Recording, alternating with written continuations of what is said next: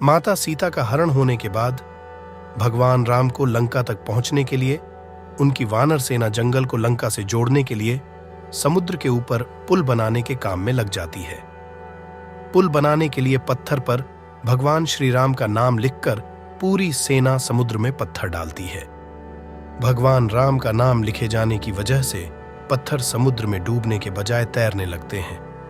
यह सब देखकर सभी वानर काफी खुश होते हैं और तेजी से पुल बनाने के लिए पत्थर समुद्र में डालने लगते हैं। भगवान राम पुल बनाने के लिए अपनी सेना के उत्साह, समर्पण और जुनून को देखकर काफी खुश होते हैं। उस वक्त वहां एक गिलहरी भी थी जो मुंह से कंकड़ उठाकर नदी में डाल रही थी। उसे ऐसा बार बार करते हुए एक वानर देख रहा था। कुछ देर बाद वानर गिलहरी को देखकर मजाक बनाता है। वानर कहता है, हे गिलहरी, तुम इतनी छोटी सी हो, समुद्र से दूर रहो, कहीं ऐसा ना हो कि तुम इन्हीं पत्थरों के नीचे दब जाओ। ये सुनकर दूसरे वानर भी गिलहरी का मजाक बनाने लगते हैं। गिलहरी ये सब सुनकर बहुत दुखी हो जाती है। भगवान राम भी दूर से यह सब होता देखते हैं। गिलहरी की नजर जैसे ही भगवान राम पर पड़ती है, वो रोते रोते भगवान राम के समीप पहुंच जाती है।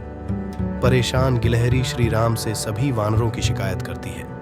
तब भगवान राम खड़े होते हैं और वानर सेना को दिखाते हैं कि गिलहरी ने जिन कंकड़ों व छोटे पत्थरों को फेंका था, वो कैसे बड़े पत्थरों को एक दूसरे से जोड़ने का काम कर रहे हैं। भगवान राम कहते हैं, अगर गिलहरी इन कंकड़ों को नहीं डालती तो तुम्हारे द्वारा फेंके गए सारे पत्थर इधर उधर बिखरे रहते।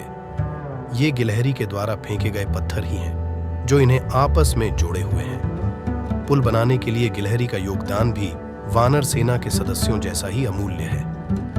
इतना सब कहकर भगवान राम बड़े ही प्यार से गिलहरी को अपने हाथों से उठाते हैं। फिर गिलहरी के कार्य की सराहना करते हुए श्री राम उसकी पीठ पर बड़े ही प्यार से हाथ फेरने लगते हैं।